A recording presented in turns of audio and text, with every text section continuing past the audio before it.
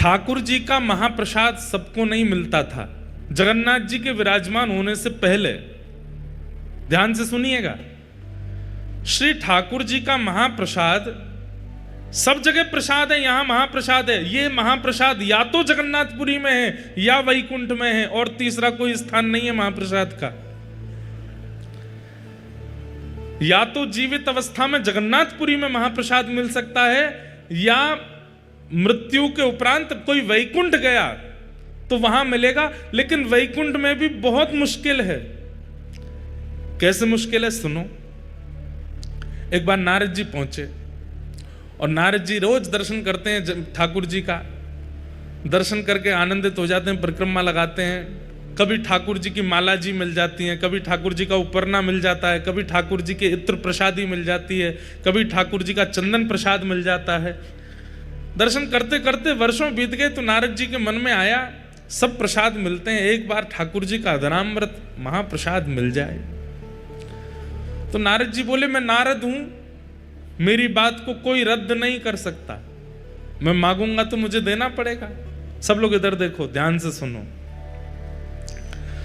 तो श्री नारद जी महाराज प्रार्थना करने लगे, जय विजय से प्रार्थना की, निरस्त हो गई। और समीप जाकर के कोई अति सामीप्य वर्तन से पूछी, उन्होंने भी निरस्त कर दी। तब किसी ने संकेत किया, बोले एक को अधिकार है महाप्रसाद देने का। बोले किसका? लक्ष्मी जी का। नारद जी महाराज लक्ष्मी जी के पास गए और कहा कि हे मां, आप कृपा करो। बोले क्या कृपा करें? ठाकुर जी का महाप्रसाद चाहिए हमको। लक्ष्मी जी बोली क्या बात कर रहे हो? बोले हाँ, ठाकुर जी जो प्रसाद पाते हैं उसके बाद जो महाप्रसाद, तिनका प्रसाद, वो हमें चाहिए। लक्ष्मी जी बोली असंभव, वो नहीं प्राप्त हो सकता। बोले क्यों? बोले जब ठाकुर जी प्रसाद पाते हैं तो ठाकुर जी की प्रसाद पाती जैसे ही ठाकुर जी उठ के जाते हैं, वो थाली जो है ना, उस पर सबसे पहले अधिकार तो हमारा है। और हमारे बाद ये जितनी सहचरियां वैकुंठ की हैं, जितनी हमारी सेवा में रहती हैं, इन सबके भी साल बटे हुए हैं, इतनी संख्या में हैं कि एक साल में केवल इतनी सखियों को मिलेगा, उसके अगले साल इतनी सखियों का नंबर आएगा, फिर उस अगले साल 100 साल में जाकर के तो सखियां पूरी होती हैं, इनको भी पूरा नहीं बढ़ता। जय विजय आदि तक को प्राप्त नहीं हो पाता, आपको कैसे दे दें? एक एक तिनके के भी 5-5 हिस्से होते हैं और वो बटता है सब में। सोच रहे हैं आप? ठाकुर जी की प्रसादी का एक चावल, उसके 5 हिस्से किए जाते हैं, और वो थोड़े थोड़े छोटे छोटे से हिस्से जो हैं तिल के बराबर, वो बटते हैं, वो पा करके आनंदित होते हैं। कैसे देते हैं आपको? बिल्कुल समय ही नहीं है। यहाँ तो अभी लंबी लाइन है, 1-1.5 करोड़ साल बाद आना, तब हो सकता है कि एक तिनका का एक अंश तुमको मिल जाए। नारद जी महाराज बोले मुझ पर कृपा करो, इतना प्रतीक्षा नहीं कर सकता, एक बार महाप्रसाद पाना है।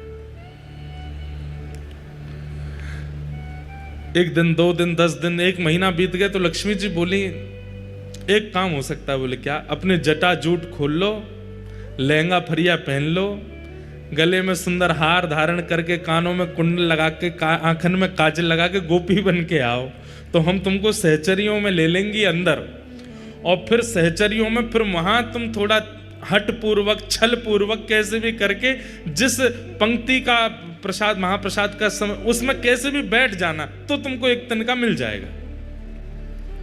नारद जी बोले इसमें क्या? हमारे ठाकुर जब लाली बनवे में संकोच ना करे तो हम कब करेंगे?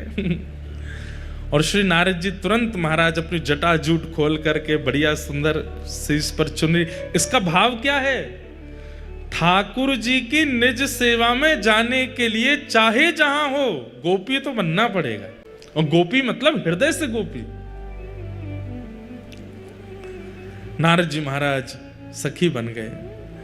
लक्ष्मी जी चुपचाप उनको रसोई घर में ले गई। बोले ठाकुर जी को नहीं पता चलना चाहिए, क्योंकि इतने सब लोग हैं, सब पर कृपा होती है, तो ठाकुर जी को कोई ये इस प्रकार से कोई प्रवेश करता, ठाकुर जी को बहुत संकोच लगता है कि अभी इतने लोग बैठे हैं, इतने वर्षों की प्रतीक्षा है, और आप जबरदस्ती ये वीवीआईपी बीच में घुसे आए हो। ठाकुर जी को अच्छा नहीं लगता, इसलिए ठाकुर जी को पता नहीं चलना चाहिए, चुपचाप यहाँ सेवा करते रहो। नारद जी बेचारे कभी बर्तन मांजने की सेवा, कभी सामग्री अमनिया करने की सेवा करते हैं। एक दिन ठाकुर जी का महाप्रसाद मिले और एक दिन पता नहीं कैसे योजना बनी और नारद जी उस पंक्ति में बैठ गए जिस पंक्ति में महाप्रसाद के 5-5 टुकड़े बांटे जा रहे हैं। नारद जी महाराज सामने बैठे, लक्ष्मी जी परोसती भाई जैसे ही आई तो नारद जी को थोड़ी देख करके उनको कृपा की इच्छा हुई और उन्होंने महाप्रसाद के 2 तिनके, महाप्रसाद चावल के 2 तिनके उनके हाथ में धर दिए। कहां एक तिनका के 5 हिस्सा बांटे जा रहे हैं, उन्होंने 2 तिनका दे दिए। और जैसे ही महाप्रसाद हाथ में आया तो जैसे अत्यंत दिनों का प्यासा व्यक्ति उसको पानी दिख जाए, वो कहां रोक पाता है। आपने तुरंत एक महाप्रसाद का तिनका अपने मुख में जैसे ही धारण किया, आहा, वो धारण करते ही आपको प्रेम लक्षण प्रकट होने लगे, नेत्रों से अविरल अश्रुधार गिरने लगी, रोम रोम पुलकित हो गया। भुजा उठाकर के श्री नारद जी महाराज नृत्य करने लगे।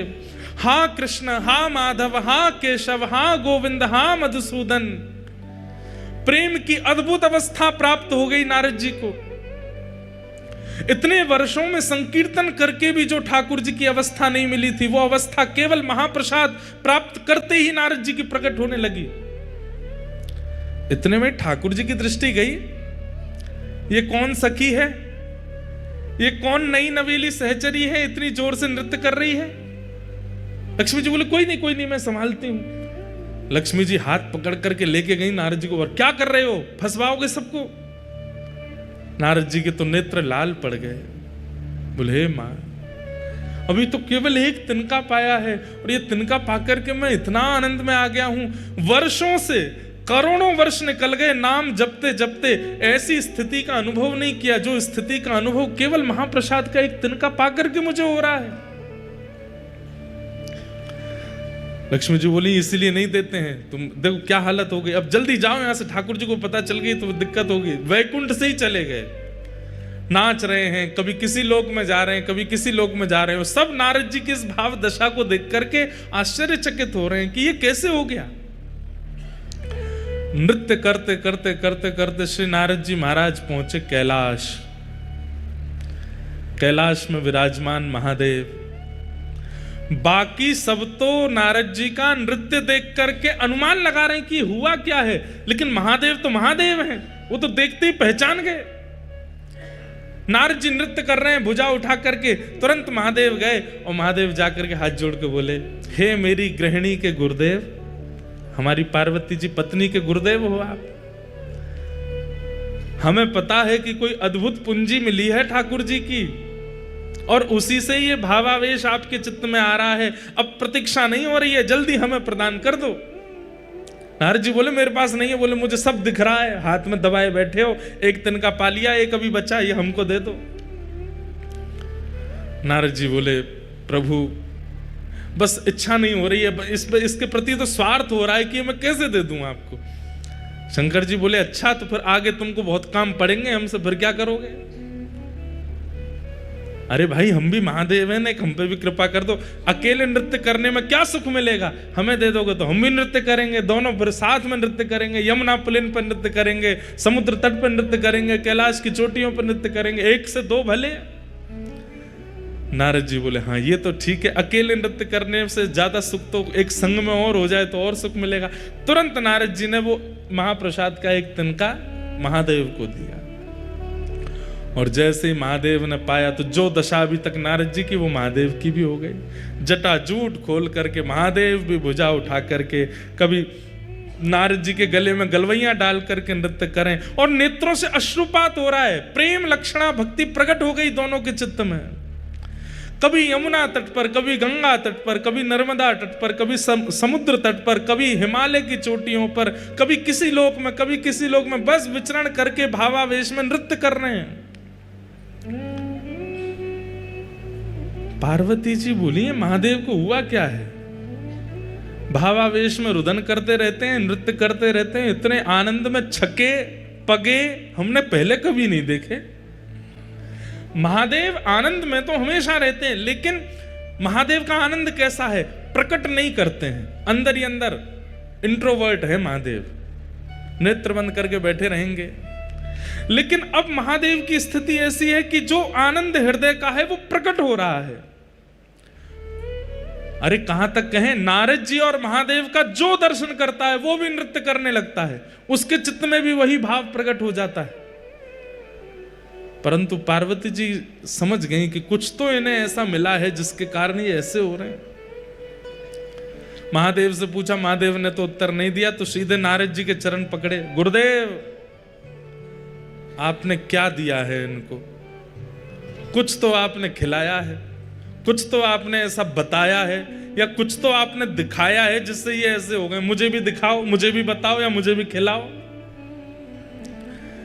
आनंद में छके छके नारद जी के मुख से निकल गया। बोले, अरे देवी क्या बताए, बहुत तप करना पड़ता है, तब जाकर के ठाकुर जी का अधरामृत 2 तिनका महाप्रसाद का मिलता है। उसको एक नारद जी पाते हैं, दूसरे आपके पतिदेव पाते हैं, तो ये भाव दशा होती है। बोले 2 ही तिनका थे? बोले हाँ। एक आपने पा लिया? बोले जी। और एक? बोले एक इनने पा लिया। तो इन्होंने हमको क्यों नहीं दिया? 1 के 2 तिनका भी तो हो सकते थे। और हमने तो सुना वैकुंठ में 1 के 5 तिनका होते हैं, तब बांटा जाता है। नारद जी बोले, अब तो माहौल गर्म हो रहा है, तो धीमे से बोल गए, हमने तो कही थी इनसे 1 के 2 कर दो। हम तो इनको बोल के गए थे, और हमने 1 के 2 नहीं, हमने 1 के 4 कही थी, कार्तिकेय गणेश जी को भी खिला देना। लेकिन इनके मन में स्वार्थ आ गया, अकेले ही पा गए पूरा। और ऐसा कह के नारद जी तो वहां से चलते बने, नाच रहे हैं। महादेव भुजा उठा के पार्वती जी सामने क्रोध में खड़ी हैं। आपको गुरुदेव कह के गए थे कि 2 तिनका कर लो, फिर भी नहीं दिया मुझको, इतना स्वार्थ आपके चित्त में आ गया है।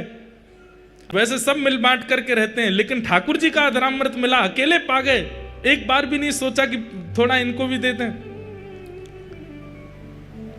आपके गुरुदेव ने कब कहा कि 2 तिनका? मेरे गुरुदेव पे लांछन नहीं लगाओगे, वो कह के गए थे आपसे, बता के गए मुझको। कहां है तुम्हारे गुरुदेव? पता चली वो तो गए। अब तो यहां पार्वती जी नाराज हो गई, ना पा रही हैं, ना सो रही हैं, ना कुछ कर रही हैं।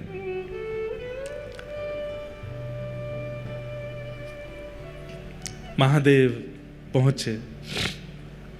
देवी क्या बात है? बोले मुझे भी महाप्रसाद चाहिए।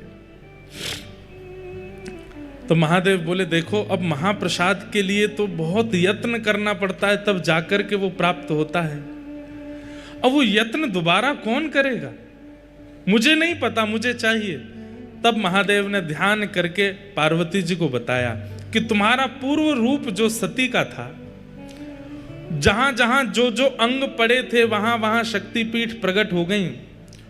उन्हीं में तुम्हारा नाभि क्षेत्र जो है वो एक श्री क्षेत्र समुद्र तट पर नीलाचल पर्वत पर विराजमान है। वहां जाकर के तुम तप करो, और वहां तुम इसी भाव के लिए तप करो कि तुम्हें ठाकुर जी का महाप्रसाद मिले। और उस तप के प्रभाव से देवी हमको तो 1 तिनका मिला है, लेकिन मैं दीर्घ दृष्टि से देख पा रहा हूं, अगर तुम्हारा तप सफल हो गया तो महाप्रभु जगन्नाथ जी का जो 1 तिनका मुझे और नारद जी को मिला, वो महाप्रभु जी का महाप्रसाद की पूरी हंडी महाप्रभु जी के भोग लगने के बाद सीधे आपके सन्मुख आएगी। और आप जब प्रसाद पाओगे उसके बाद ही वो महाप्रसाद बनेगा और सबको वितरण किया जाएगा।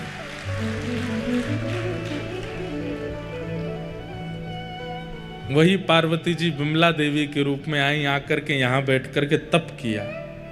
किसके लिए तप किया? आपका महाप्रसाद चाहिए।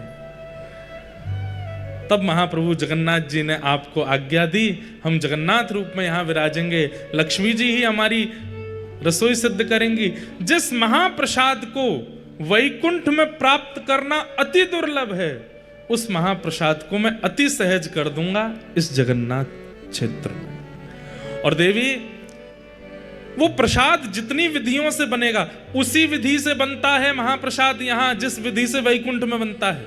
मुझे पूरी विधि अभी भी अच्छे से पता नहीं, अंदर सामग्रियां कैसे धोई जाती हैं, कैसे अमनियां की जाती हैं, फिर उनको कैसे किन किन मंत्रों को बोल करके सामग्री डाली जाती हैं, फिर उसके बाद 9 हंडियां रखी जाती हैं। सबसे पहले ऊपर वाली हंडी पक करके तैयार होती है, ऊपर ठाकुर जी के सन्मुख, उसके पीछे भी बहुत विधियां होती हैं, तब जाकर के महाप्रसाद सिद्ध होता है। लेकिन महाप्रसाद तभी कहलाएगा जब वो मेरे बाद आपको भोग लगेगा। विमला देवी के भोग के बाद वो महाप्रसाद आनंद बाजार में आ जाता है और हम सबको प्राप्त होता है। ये महाप्रसाद। इसलिए भैया जगन्नाथ जी का नित्य दर्शन तो आप नहीं कर सकते, कोई राजस्थान से, कोई बंबई से, हम उत्तर प्रदेश से, कहां से आए हैं। और कलयुग में जन्म लेने वाले व्यक्ति को अगर अपना कल्याण चाहिए तो कलयुग के प्रधान देव जगन्नाथ जी का नित्य दर्शन करना पड़ेगा, तभी उसका उद्धार होगा, नहीं तो नहीं होगा। हम कैसे करें? रोज फ्लाइट ले लेके तो आ नहीं सकते। तो इसलिए महाप्रसाद जो है वो जगन्नाथ जी का ही रूप है। यदि उसे हम अपने साथ लेकर के जाते हैं और नित्य महाप्रभु जी का स्मरण करके प्रातः प्रथम अपने मुख में कुछ और धारण करना ही नहीं, सीधे महाप्रसाद ग्रहण करना है, तो नित्य जगन्नाथ जी के दर्शन का जो फल होता है वो हमें नित्य प्राप्त हो जाएगा। इसलिए आज से महाप्रसाद जी का नियम धारण कर लीजिए, प्रत्येक दिन महाप्रसाद पाना।